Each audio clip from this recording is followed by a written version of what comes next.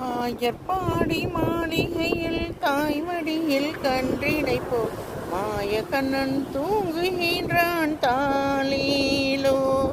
அவன் வாய் நிறைய மண்ணை உண்டு மண்டலத்தை மூடிய பின் ஓய்வெடுத்து தூங்குகின்றான் ஆராரோ. ஓய்வெடுத்து தூங்குகிறான் ஆராரோ.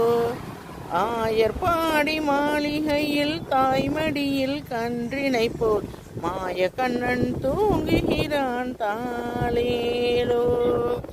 பின்னலிட்ட கோபியரின் கன்னத்திலே கண்ணமிட்டு மன்னவன் போல் லீலை செய்தான் தாளேலோ.